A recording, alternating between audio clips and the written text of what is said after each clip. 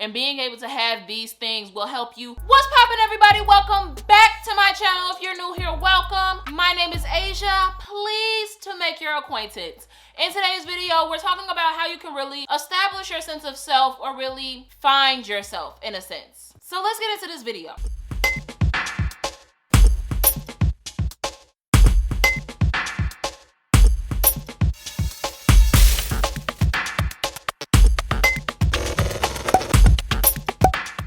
Now, obviously, being able to establish your sense of self is really important in anybody's life. It doesn't really matter who you are. You need to know who you are, what you stand for, what your morals, what are your beliefs. It's really just essential to establish where you're going and how you're going to be happy and fulfilled in life. If you don't know yourself, you can't love yourself, you can't be happy, you don't know your worth, you don't know your value, you are not able to have a sense of self-respect. So this is the time where you really let people treat you poorly because that's what you believe you deserve, because you don't know any better. You don't know who you are subjectively and objectively because they're different. Objectively speaking, you could be able to see your value, your worth, what you really bring to the table. Subjectively, you could think you're the rawest bitch ever and you don't need to bring anything to the table because you're yourself. And both of them are equally important, but you have to know who you are in order to do either one. So let's jump into how we can know that. It's really coming down to reflection, figuring out your past, your present, and where you want your future to be, where you come from, where you've been, and where you're going. Now let's break that down. Where you come from is essentially your family, your upbringing, your environment, your schooling, your education, maybe even job history, past traumas, your friendships, what was your past life like? Things of that sort. Establishing who your family is. Do you have a good family foundation? Did you have a good family foundation? Do you want to have the same type of family foundation in the future, or do you have some things you want to change? Do you have a good relationship with your family? Do you know them? Do you not? What trauma is there? What do you need healing from? What did you not like that happened in your life? What did you like? What problems did that arise from you? What triggers you in those senses? And that also ties into your upbringing. What religion was you brought up as? What did you listen to? What did you think about? What were your questions growing up? What did you want to explore further? And these can be things that were brought up to you or were not brought up to you. The thing about family is they can only teach you what they know. They can only teach you what they know, what's been done to them. People are usually products of their environment, if you will. And if you do not know the environment you've come from and the effect that it has on you, you do not have this sense of self-awareness of, okay, when this happens, this triggers me. When this happens, this triggers me. I don't want to live like this anymore, or I want to work to have something different. My strong family background teaches me that I don't need anybody else because I always have their support, or I'm going to be good regardless and I don't need anybody else because I never had anybody. You see how those dynamics are really different, but those are not always black and white. They're not always clear as day like that. There might sometimes be a different gray area, like the movie 50 Shades of Grey. Your gray area can be way different than somebody else's gray area, and that's okay. There's a gray scale, and figuring out what yours is and the pieces of your past can contribute to where you are today, where you've been. When thinking about where you've been, think about where you are today. And I mean today, like in the recent 3 to 6 months, where you are. And in that same 3 to 6 months, where you were in the last 3 to 6 months versus where you want to be in the next 3 to 6 months. What have you done after you've acknowledged and reflected? What have you done to contribute to your own trauma? What have you done to heal any trauma? Has there been anything new that has happened in your recent life? What are the recent things that have happened? What has changed to make you happier? What has changed to upset you further? Looking at your relationships, looking at your human interactions. Do you have a lot of human interactions or do you not? There is a lot of, and I'm saying all of these, and these might sound so general and just thinking about yourself, but we all as a people have these things called limiting beliefs. And these limiting beliefs come from and stem from somewhere. There are always roots and there's always a foundation. If you do not have those roots roots and do not understand those roots, you do not have a foundation. And you're not living in the past by acknowledging past issues, by acknowledging past traumas. Being able to evolve, and be a better person is being able to change what you want to change, do better in certain aspects, learn from your mistakes, grow from your mistakes. All of these things encompassing, and you can't do any of that if you do not acknowledge the things that have caused your beliefs, the things that have caused, I'm getting ahead of myself, I'm ruled by Mercury. Mercury rules me. And I sometimes just go off on tangents, but back to what I was saying, looking at your romantic relationships also with your platonic friendships. These are distinctly different and innately different. You will sometimes allow less shit from your friends, but you'll allow more things from your relationship. And you sometimes have to see why that is. The way that you interact with different types of relationships also has what's the word? I can't figure out the word I'm looking for, but understanding what has worked and what has not worked in the past for you, putting these pieces together and always reflecting and understanding the lesson that you're supposed to learn from it helps you create your certain boundaries. You cannot go on in life not paying attention to the things that are happening to you. Things usually happen in patterns. Life usually happens in patterns, and you cannot go about life not paying attention to the patterns that are going on. And in traumatic situations, you have to deal with it head on. And I understand that this might be like, well, what does this have to do with establishing your sense of self? Your sense of self is really who you are, what you are, where you've been, how this has changed you, how this affects you, how this has shaped you and molded you into who you are, and where you've been and where you are in this present time, because that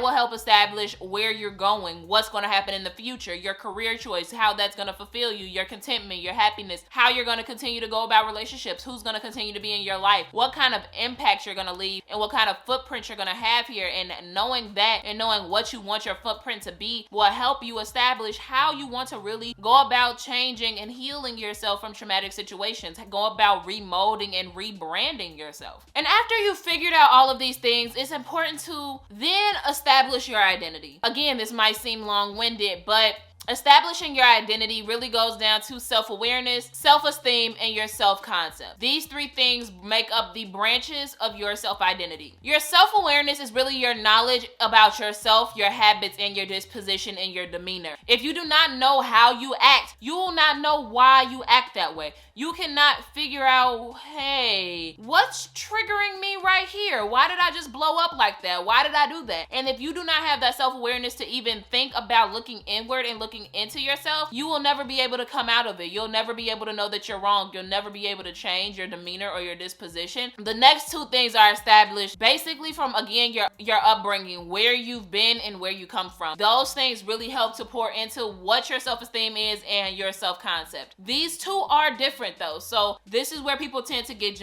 jumbled up. Self-esteem is how you view yourself, your self-worth, your self-value, your self-respect, and if you have self-love or not. Do you love yourself, essentially? Now, a few things influence this, like your environment, how people talk to you, how people have treated you, how you've allowed people to treat you, or how you generally view yourself. And this is from, sometimes people have very mentally abusive parents telling them that they're ugly, that they're not attractive, that they'll never amount to anything. And you might not think that this has any effect on how you're going to grow up and view yourself, because you'd be like, nah, I don't believe them anyway. I'm raw, I'm this, and I'm that. And that might very well be true, but for a lot of people, that's just an overlayer, and you're just putting on a mask, covering up what's really bothering you. If you have to deal with it head on. Some people in my family always used to say that I was weird, and I never understood why that word was so triggering for me. And recently I realized it's because literally they would say everything that I do was so weird. And I was just like, what's so weird about wanting to know more about life and the universe and not wanting to be the same as everybody else? What's so weird about that?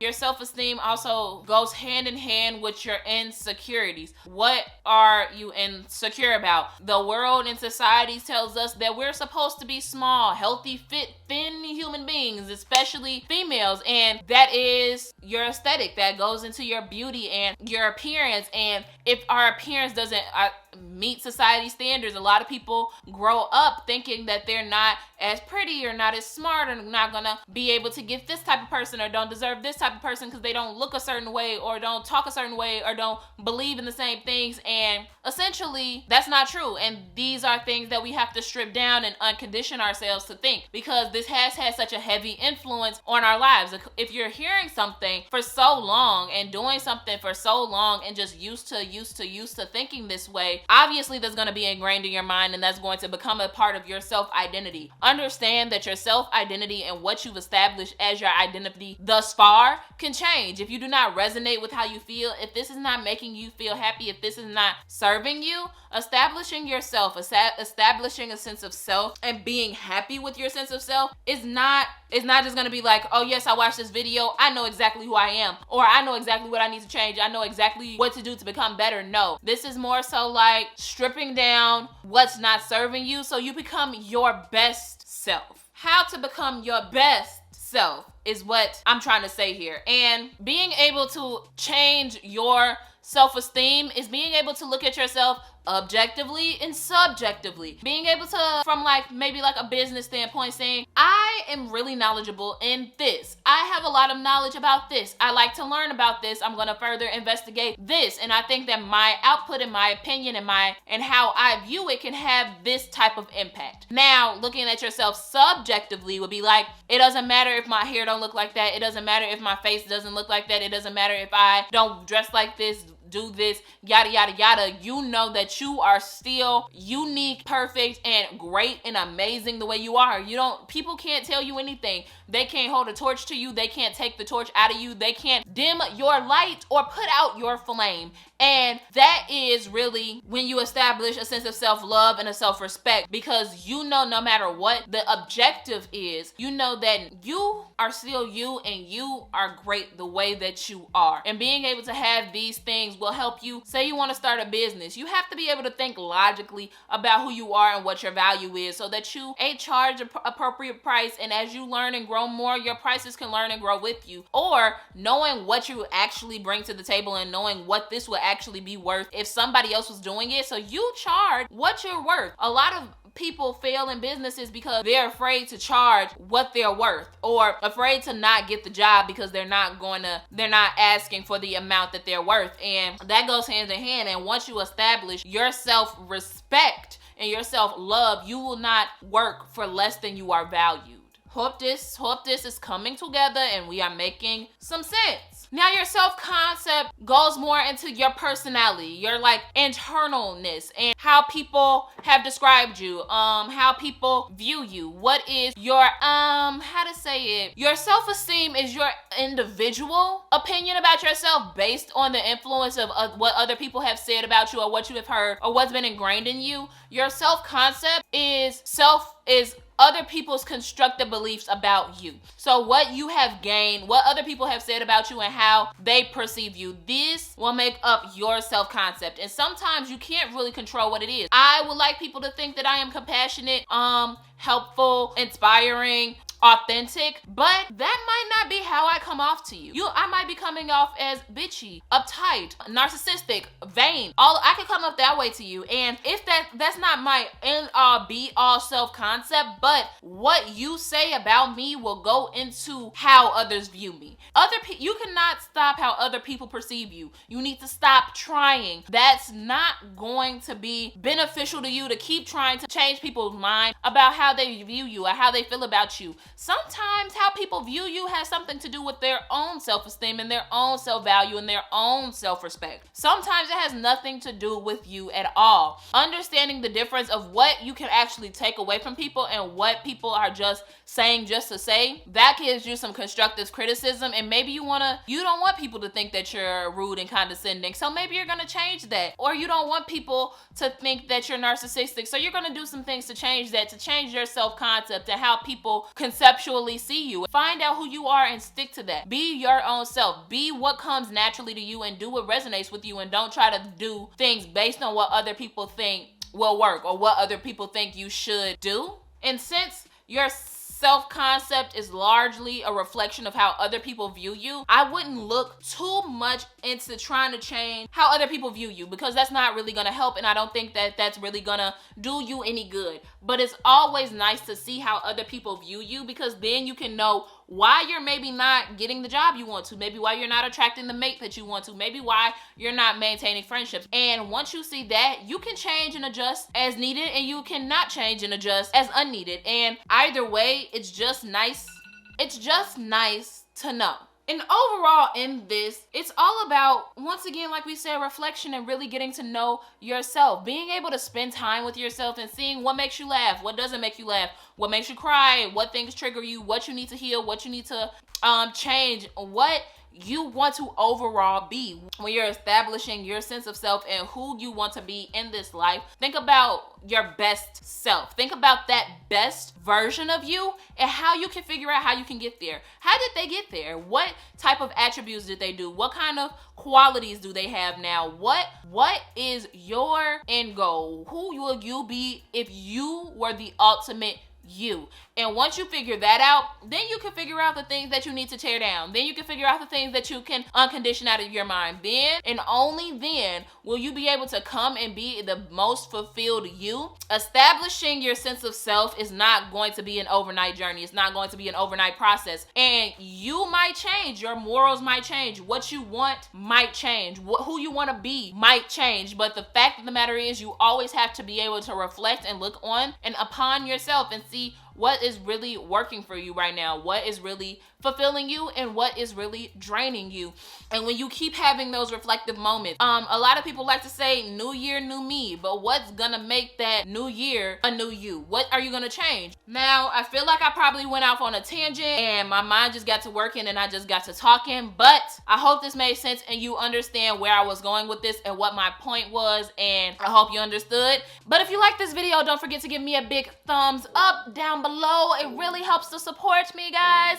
And don't forget to subscribe and turn on your bell icon so you get notified every single time I post. I upload every Monday, Wednesday, and Friday. And I'll see you guys in my next video. Bye, guys.